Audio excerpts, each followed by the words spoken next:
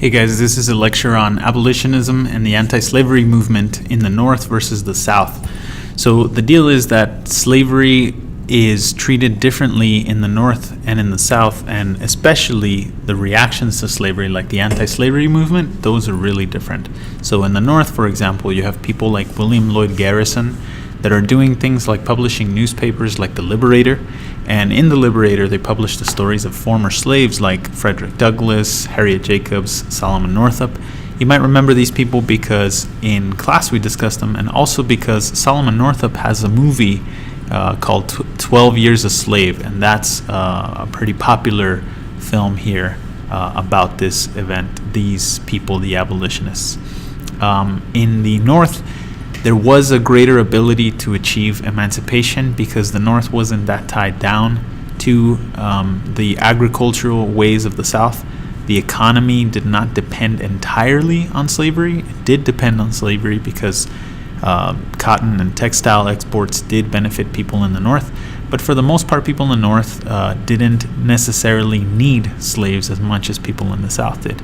So it was easier to speak out against it. That's why abolitionists were a little more successful in the North. Now, people like Frederick Douglass were living in free communities in places like Baltimore, which I have here, and places like Philadelphia. Now, this doesn't mean that they were completely free. They were still largely segregated. They lived in communities apart from all the whites.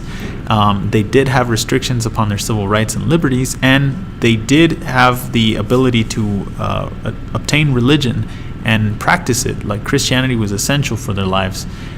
For the most part, they joined free black churches like the Methodist and the Baptist Church. But even then in the churches, there was still some segregation because whites and blacks did attend, but they were seated usually in different parts of the church. Now in the South, things are a little bit different because abolitionism is not very popular in the South. In fact, it's highly discouraged. Whites were discouraged from publicly speaking about slavery against it, especially because most people in the South that were white and that did own slaves depended on it a lot. Now, there is a religious justification for it. A lot of whites actually said that the Bible, for example, justified the reason why they kept slaves. And then the one myth that I guess I hope to dispel here is that most whites did not own slaves.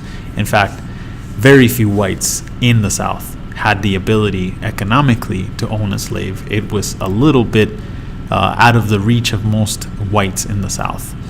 And one thing that kept abolitionism, I guess, fairly unsuccessful in the South is that there's a fear that uprisings like Nat Turner's Rebellion or Vesey's Rebellion in 1825 are going to lead to a destruction of the way of life of slavery in the South.